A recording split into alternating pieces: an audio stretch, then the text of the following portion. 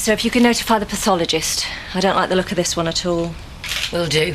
And D.I. Kiesel's on his way. Something for us all to look forward to. It doesn't make any sense. Woman, we were just having a drink and then it just... Oh no, sir. We'll need to contact her. You're gonna tell her? She's at some stupid telenight at the village pub. Don't worry, we'll get somebody down there right away. Yeah. Soon you sort it out. Come on, Mrs. Tate. Let's get you sat down.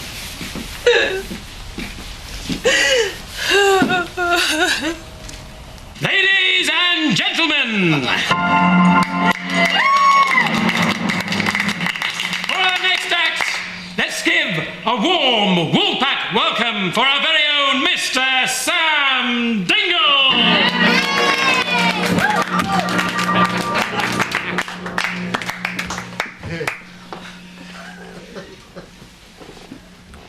The birds of England, Scotland, Ireland and Wales and Yorkshire and that.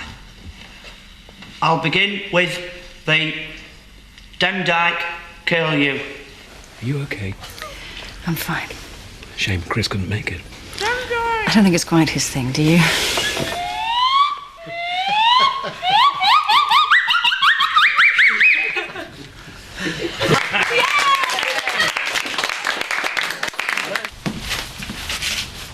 Dr. Dolan, we must stop meeting like this. Your lines don't get any better with age, Detective Inspector Kiesel. What we got? The deceased, 39-year-old paraplegic male, collapsed and suffered convulsions immediately after drinking champagne. According to his wife, death almost instantaneous.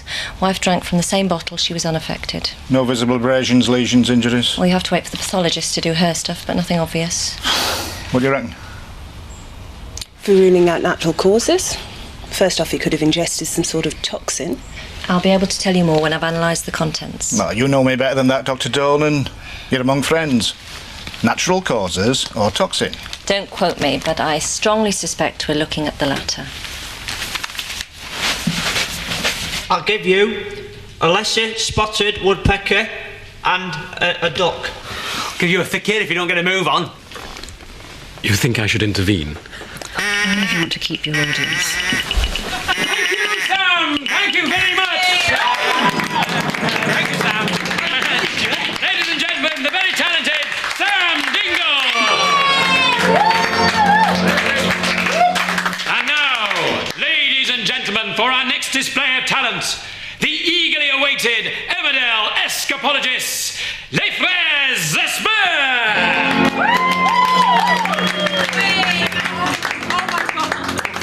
So, as far as you were concerned, you were coming out to a domestic? Deceased made a call, said his missus was threatening him again.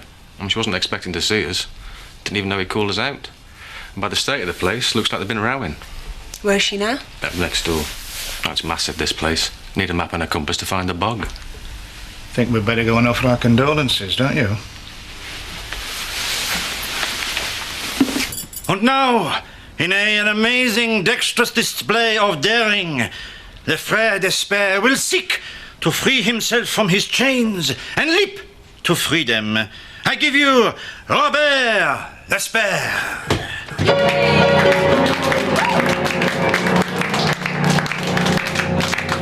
I ran into him yesterday in the village. He asked me over tonight. I thought it might be a chance to settle our differences. He asked you over? We're not living together at the moment. We'd split up, okay, but we were still talking. We'd have worked it out. Yeah, if you could go back to what happened when you arrived here tonight. He was acting so weird. One minute we were talking, we wanted to sort things out, and the next he just started slacking me off. I went to grab my stuff to leave, and he offered me a drink. And then he changed again. And he told me how much he hated me, and he was really starting to scare me. You mean he attacked you? No. No, but he was so aggressive. I thought for a minute he could have killed me, but then he just had a drink and sort of collapsed and just started jerking about on the floor. I rang for an ambulance, but it was too late. He'd gone. He told you he hated you. That's what I just said. So you say relationships between you weren't at their best? What do you think? Would it be fair to say you were having a row? I didn't want to. I didn't want an argument. Looks like you had one, though. There's broken china all over the hall. Do you know how that happened, Mrs. Tate? Emmerdale on CBC will be right back. And now I take you back to Robert L'Espère, who I sense is poised to emerge. Come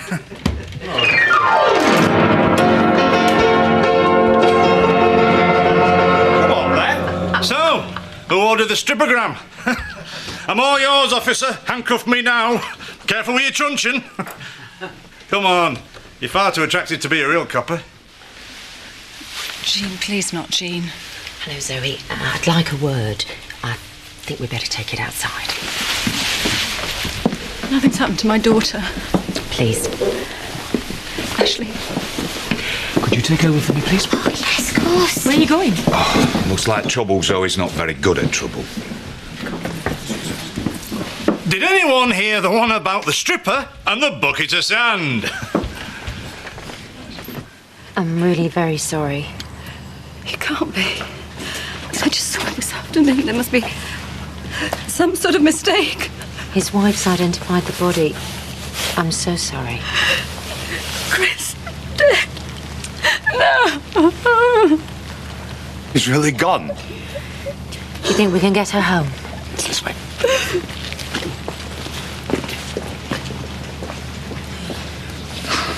I'm so sorry.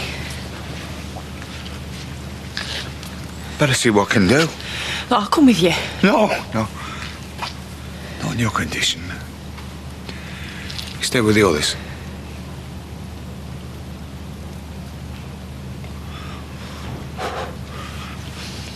I said it'd be trouble.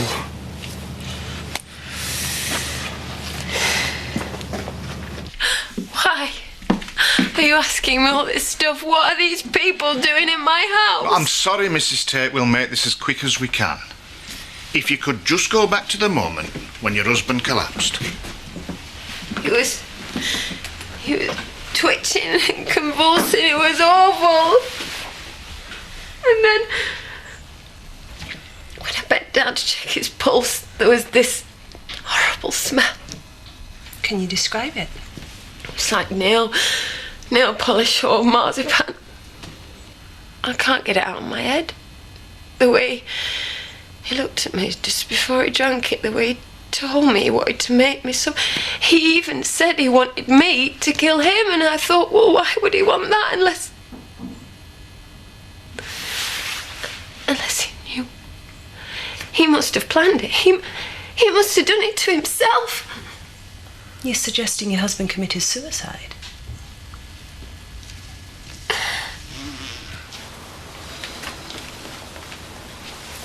Try to take a sip at least. When did you last see your brother? Are these questions really necessary? I'm sorry, but I've got to ask them. You're not suggesting there was anything untoward about his death? If we could just answer the question, Miss Tate. When did you last see your brother? This afternoon. He was sitting just there. We'd been to see Joseph, his son, at school. He was so proud of him, he's got a part in the school play. He was holding Jean. Did he mention any particular worries or anxieties to you? He was concerned about his illness. He has an inoperable brain tumour, and he was anxious about what would happen to us when he was gone, but I just put it down to Crispin Ward, and I had no idea that the cancer was so advanced. Could you let D.I. Kiesel know? I thought we had months left. How was I to know that it could spread so quickly? How was I to know? So tell me, Mrs. Tate, did your husband have any particular problems that you were aware of? No. Sometimes got a bit depressed about his chair, but he would soon shake that off. So there were no money worries or business concerns? Not that I knew of, no. Were you aware that your husband had an incurable brain tumour? Brain tumour? What, Chris? Don't be daft. His sister's just given a statement. Only a few months left, according to her. If my husband had been terminally ill, do you not think he might have told me about it? Any idea why he didn't?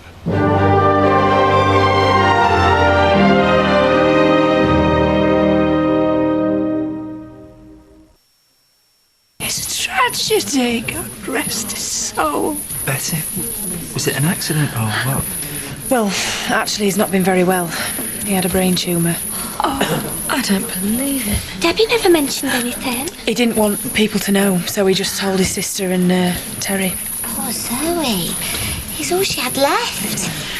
To lose a dad and then a brother like that. Oh, God only knows what it'll do to her state of mind. Can't believe it. I'm going round. Look, she's with the police. I'd leave it if I were you. I need a drink. Count me in, love. I've lost my appetite for light entertainment. Ladies and gentlemen, better late than never! Love det good, that. Maybe he did top himself. He knew he was terminally ill. Wife's just told us they're having marital troubles. It's a possibility. But does that sound like the actions of a man who called us minutes before, terrified his wife's going to attack him? And funny enough, she's at the scene when we arrive, along with evidence someone's been chucking the best china around. But if it was murder, why didn't she just leg it? Why bother calling an ambulance? Maybe she realised she'd be in the frame. Well, she might have known about the emergency call to us. It could be an attempt to cover her tracks. So do we pull her in? Well, she had a motive. Said they'd split up. Perhaps she didn't fancy coming off worse than a divorce. I mean, would you want to give this up? She had the opportunity. Notice how quick she was to flag up the suicide theory. But she never mentioned the tumour. What's she playing at? Maybe we should pull her in and find out. I'll have a double whiskey, please, Diane. Marmor in his prime. It was all so sudden.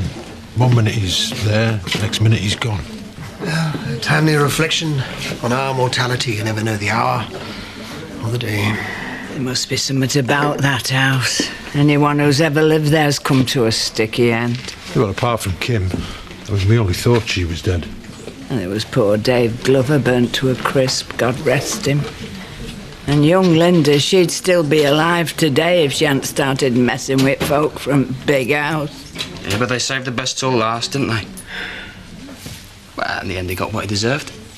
Then about you, bits made my day. Hey, you want to watch your mouth? Yeah, we'll have less of that. Best not speak ill of the dead. Why? When most of you hated him when he was alive. You know, you lot got short memories, haven't you? There's not one person here who hasn't crossed Chris Tate. He was a miserable swine. He was near the end of me. But look who's laughing now, eh? Cheers. I should have kept him here. I should have insisted. If he'd been here, at least he wouldn't have been alone. No one deserves to die alone. He wasn't at the end. He was with his wife, Mrs. Tate. What the hell was he doing with Charity? I presume because it's her home. And she don't live there. They'd split up. They hated each other, didn't they, Terry? The relationship with Paul, yeah. But things were so bad that he was divorcing her. Just this afternoon, he made me promise that if anything happened to him, that I wasn't to let Charity get a penny of his estate. What was she doing there? What's been going on? He always had this huge chip on his shoulder. Always felt he had to prove he was better than anyone else. Driven, somehow. There were days you could hardly get a civil word out of him. He'd just grunt and glare at you. He was never happy in his own skin, was he? Never satisfied with all he had. Lethal if you crossed him. Yeah? And who hasn't, over the years? It's like the end of an era, isn't it? And he owned half the village and employed the other half. Could be the end of the road for the estate. I can't see Charity having the nous to keep it going. Ah, but if she does, she'll be a very wealthy widow, and I suspect quite alluring in black. Not much of an epitaph, is it, for a life? 10 minutes dead and all you can manage to talk about is how much he's worth.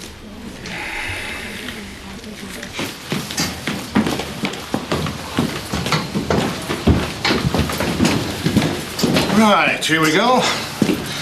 I'll leave you in the capable hands of Detective Sergeant Pugh. I thought you wanted to interview me. When you've cleared forensics. Forensics? I thought you just wanted a statement. You just come through with me and take your clothing off piece by piece. You're not serious. We'll need to bag every item separately for forensic examination. That includes your underwear too, I'm afraid.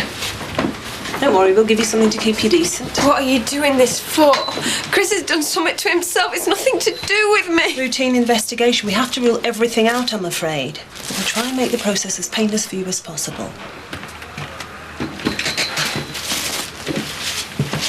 Why won't you tell me? What's Charity done to him? We're not saying Mrs. Tate's done anything. So it was the tumour then? Can't you give us something at least? I mean, here's the brother we're talking about, not some bloke off the street. What are you doing? Going home. Going to see my brother, going to see what she's done to him. I'd strongly advise against it. You won't be allowed access until forensics have finished the investigation. So we're talking criminal investigation? I want to see him. I want to see my brother. How can I leave him like this? He needs me. He needs me there with him. We'll arrange that as soon as we can. And why should I believe you? Why should I believe my brother's dead when you won't even let me see the body? Why? Why? Zoe, you've got to believe her. The officer's telling the truth. Well, I can't believe it. I won't believe it, not until I've seen him. What happened next? Poured me a drink. Did you see him pour his own? I suppose he must have done. I can't remember. Then you had another chat? Yes. How would you best describe your husband's state of mind at this time? He was very calm. He was almost enjoying telling me how much he wanted to make me suffer. Before he took whatever it was that he took, he told me how much he hated me. He said that killing me would be too easy. So he killed himself. And I mean, what would he have to lose? He obviously knew he only had a few weeks left. So typical of Chris. Didn't win anyone's pity, especially mine. So the little swine made me grovel. Tell him how much I wanted him back, and all along he knew what he was gonna do. I never had the chance to even say goodbye. So, Mrs. Tate, if you could go back to the moment where he handed you your glass. Emmerdale will be right back.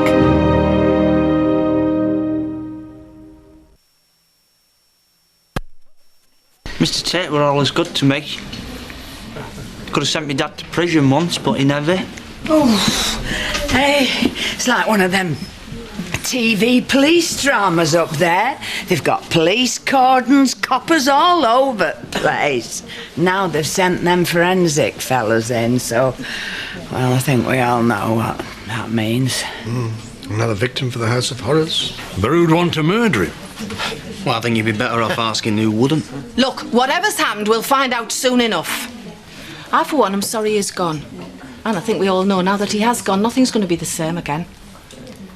So let's just take a moment and raise a glass to Chris Tate.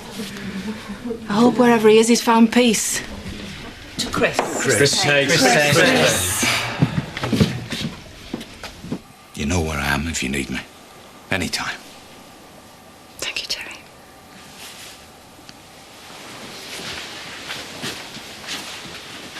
Anytime. You look after the woman. God bless.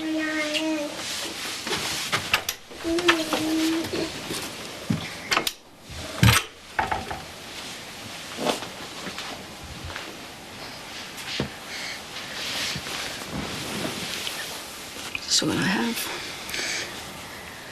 All I have left in the world.